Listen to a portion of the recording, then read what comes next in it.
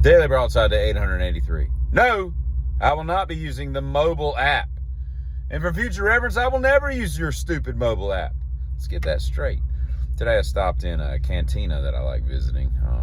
I was on a side of town that the cantina existed at. So I stopped in for a 3 o'clock lunch because time got away from me. And I go in there and I'm like one of like 3 people because it's 3 o'clock in the afternoon. And I've got my food and I'm sitting there and I'm enjoying my food and my pineapple flavored aqua fresca, whatever it's called. God, I could just drink the whole vat of that stuff. Just put a straw down in the stirring machine and just drink it all. Stuff is so good, man. Anyway, this dude walks in, this girl. They got their motorcycle helmets in their hand. They got the little cafe bikes they've been out riding on old Saturday. And they're not. I mean, I can say they're like morbidly obese, but they're a little portly, I guess, and that's fine, whatever. It's obviously working for them.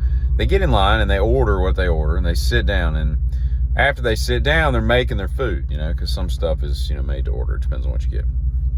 And the lady over the counter, she's like, did you want for your ACP, did you want the dinner or the lunch? And he's like, well, I didn't know there was a difference. Well, what's the difference? He's like, it's mostly portion control. And that's how she said it. I was like, damn. I was like, balls in your court, Big John. And so he's like, oh, which one's bigger? And I'm like, and I stopped what I was doing. These people were like behind me. And I was like, I turned and kind of leaned out of my booth. And I kind of mouthed dinner as she said dinner. And I'm like, have these people never been in a restaurant before that's open from, 11 o'clock to 11 o'clock? Who doesn't know that the lunch is smaller portion-wise than the dinner? It's the dumbest thing I've ever heard. And let's talk about Coldplay, okay? First of all, a couple things. I'm not a CEO, so I don't make as much money as a CEO. In fact, I don't know what the lowest paid CEO in this country is, but I would assume it's in the hundreds and hundreds of thousands, like 400, 500, 600 plus, even for a small company. So yeah, we're in different tax brackets. But I would never, ladies, never under any circumstances take you to a Coldplay concert, okay? For a number of reasons. Number one, it's Coldplay. And number two, I'm clearly into women, as evidenced by me taking you to a Coldplay show. Number three, they got Jumbotron, so if you're married and I'm married, it's going to be kind of difficult for us to kind of get this one past the goalie without anybody detecting it when they're putting our face up on the screen that's the size of the stage. I mean, did you not see the big TV like sitting in the back of the... It's a Coldplay show. These dudes make like a lot of money. It's like going to see Dave Matthews or the Eagles or something. Like, that's kind of a big production.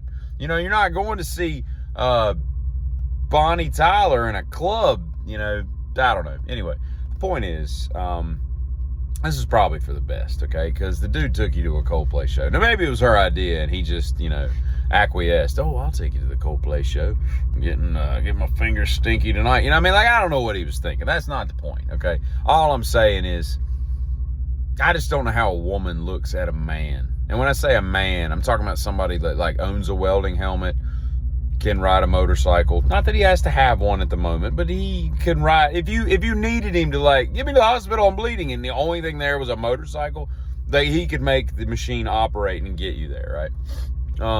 That's a guy to me. A guy that knows the difference between SAE and metric. And a guy who can look at a bolt and tell you what size it is. That's the kind of thing that when I think of men, that's kind of what I'm thinking about. Not a dude that's like, oh, maybe we could go get some vegan crunch wraps and then go to the Coldplay show and get a nice IPA. And I don't get it. So that, girlfriend, if I may call you that, that should be your hint that this is good. Okay, this is good for your marriage.